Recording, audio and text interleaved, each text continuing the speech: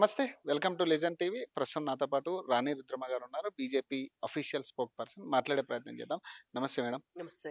నిన్న బీజేపీ ఎంపీలు, ఎమ్మెల్యేలు కలిసి మోడీని కలిసిన తర్వాత మోడీ గారు చేసిన ట్వీట్‌కి సంబంధించి చాలా చర్చ జరుగుతా ఉంది. అటు బీఆర్ఎస్‌లో గావచ్చు, ఇటు కాంగ్రెస్‌లో గావచ్చు. ఇక్కడ బీఆర్ఎస్, కాంగ్రెస్ పని అయిపోయిందనే విషయమే. దీని మీద కాంగ్రెస్ వాళ్ళు ఏం చెప్తా ఉన్నారంటే, మీరు ఒక ఊహల్లో ఉన్నారు వాళ్ళందరూ కూడా. అది సాధ్యం కాదు అని కాంగ్రెస్ వాళ్ళు చెప్తా ఉన్నారు. మీరేం చెప్తారు? అంటే ఏది సాధ్యం గాదు. మీరు అధికారంలోకి రావడం. అది పాపం వాళ్ళది వాళ్ళు చెప్పుకోలేక మమ్మల్ని అంటే ఇప్పుడు ఎవరికి సాధ్యమైతదో, ఎవరికి సాధ్యం కాదో మహారాష్ట్రలో తెలిసింది. జార్ఖండ్‌లో తెలిసింది. భారతదేశంలో ఉన్నటువంటి 18 రాష్ట్రాల్లో తెలిసింది. ఆఖరికి జమ్మూ కాశ్మీర్‌లో కూడా తెలిసింది. హ్మ్. కాంగ్రెస్ పార్టీకి వచ్చినటువంటి స్థానాలెన్ని జమ్మూ కాశ్మీర్‌లో? హ్మ్. భారతీయ జనతా పార్టీకి వచ్చిన స్థానాలెన్ని? హ్మ్. వాళ్ళకున్నటువంటి పొత్తు పార్టీలు లేకపోతే, తోక పార్టీలు లేకపోతే కాంగ్రెస్ ఎక్కడుంది? ఎన్ని స్థానాలలో పోటీ చేస్తే ఎన్ని స్థానాలలో గెలుస్తుంది కాంగ్రెస్ పార్టీ? అంటే ఈవీఎం ట్యాంపరింగ్ జరిగిందని చెప్తా ఉన్నారు మరి కాంగ్రెస్ వాళ్ళు. తెలంగాణలో కూడా ఈవీఎం ట్యాంపరింగే జరిగిందా? హ్మ్. చెప్పాలి గదా! కర్ణాటకలో గూడా ఈవీఎం ట్యాంపరింగే జరిగిందా? చెప్పాలి గదా! వాళ్ళే సమాధానం. సో, కేటీఆర్ గారి ట్వీట్ గూడా మీరు చూసే ఉంటారు. అంటే చోటాబాయ్‌కి సపోర్ట్ చేస్తా ఉన్నారు బీజేపీ నుంచి అని జెప్పేసి చెప్తా ఉన్నారు. మీరు దీని మీద మీరేం చెప్పదలుచుకున్నారు? అంటే మూసీ నిద్ర అనేది ఒక పెద్ద ఏమంటారు దాన్ని బూటకం అని చెప్తా ఉన్నారు. నేను గూడా రీట్వీట్ జేసినాను కేటీఆర్ గారి ట్వీట్‌కి. చాలా స్పష్టంగా జెప్పినారు. ఇవాళ కాంగ్రెస్ పార్టీ ప్రభుత్వానికి యాక్టింగ్ సీఎం మన సీఎం రేవంత్ రెడ్డి గారైతే యాక్టింగ్ సీఎం కేటీఆర్ గారు. హ్మ్. ఆయన పోస్ట్‌కి మాకేమీ బాధ లేదు.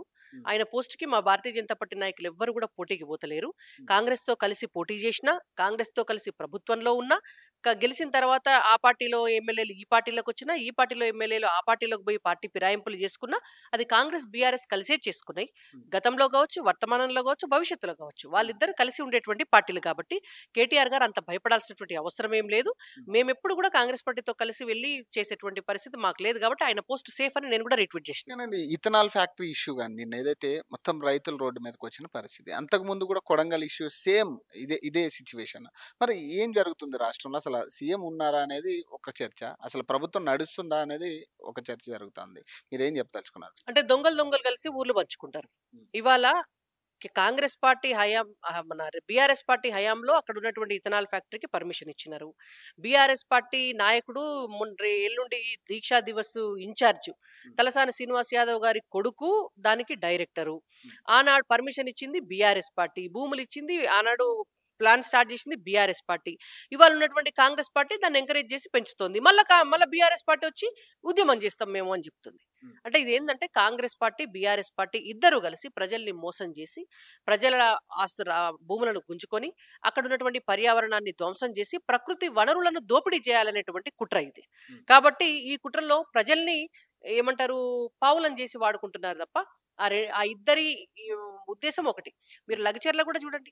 లగచర్లలో ఫార్మా కంపెనీ ఎవరి కోసం? రేవంత్ రెడ్డి గారి కుటుంబ సభ్యుల కోసం. హ్మ్. దాంట్లో రేవంత్ రెడ్డి గారి కుటుంబ సభ్యులతో ఎవరున్నారు బిజినెస్ పార్ట్నర్‌లు వాళ్ళకున్నటువంటి బిజినెస్‌లో కల్వకుంట్ల కుటుంబ సభ్యులు. ఇప్పుడు ఐటీ పార్క్ అంటున్నారు గదా! అప్పుడు గతంలో ఫార్మసీ అన్నారు. ఇప్పుడు ఐటీ పార్క్ అంటున్నారు. ఐటీ హబ్ తీసుకొస్తాము అంటున్నారు గదా! మరి దానికేం చెప్తారు? రేపు ఇంకోటి చెప్తారు. హ్మ్. మాటనే గదా! వాళ్ళు మాట్లాడేది. హ్మ్. అయిపోయింది. ఇప్పుడు మూసీ ఆహ్, బ్యూటిఫికేషన్ అయిపోయింది. తర్వాత మూసీ ప్రక్షాళన అయిపోయింది. తర్వాత మూసీ పునరుజ్జీవనం అయిపోయింది. ఇప్పుడు అక్కడ ఫార్మా సిటీ అయిపోయింది. ఫార్మా సిటీ తర్వాత ఇండస్ట్రియల్ పార్క్ అయిపోయింది. అదయిపోయిన తర్వాత ఐటీ హబ్ అయిపోయింది. ఏ పేరొస్తే ఆ పేరు. ఆయనకి ఏది యాదికొస్తే అది చెప్పేస్తారు రేవంత్ రెడ్డి గారు అంతే. ఈ గురుకుల పాఠశాల విషయాలేంటి? స్టూడెంట్స్ చాలా మంది చనిపోతున్నారు. ఈ ఒక్క నెలలో దాదాపు 20 చోట్ల స్టూడెంట్స్ 50కి పైగా స్టూడెంట్స్ చనిపోయిన పరిస్థితి చాలా మంది అఘోర పరిస్థితి ఉంది.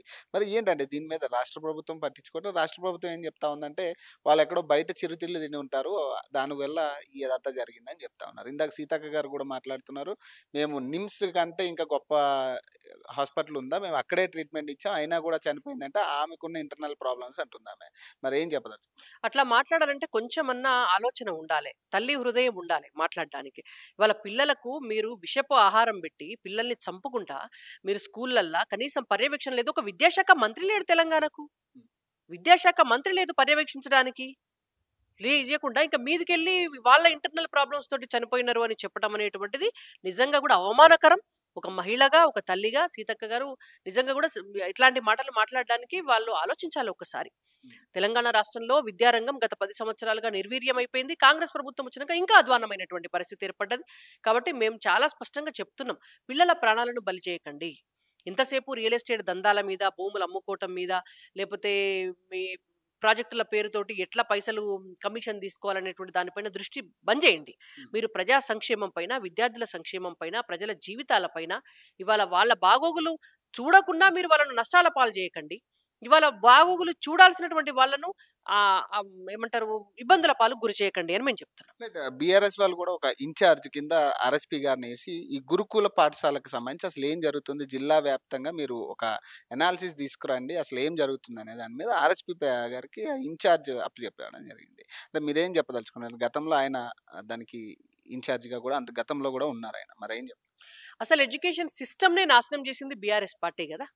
స్కూళ్ళల్ల టీచర్లు లేకుండా, హాస్టళ్ళల్ల వార్డెన్‌లు లేకుండా, పిల్లలకు కనీస వసతులు లేకుండా, స్కూళ్ళల్ల కనీసం టాయిలెట్‌లు గూడా లేకుండా, 300 మంది పిల్లలున్నటువంటి స్కూళ్ళల్ల, కాలేజీలల్ల, హాస్టళ్ళల్ల ఒక్కొక్క టాయిలెట్ ఉంటే వాటికి డోర్‌లు గూడా లేకపోతే చున్నీలు అడ్డం పెట్టుకొని పోయినటువంటి పరిస్థితి. బాత్రూమ్‌లల్ల నీళ్ల ఫెసిలిటీ లేదు. ఊడ్చేటందుకు, తుడిచేటందుకు స్కావెంజర్‌లు లేరు.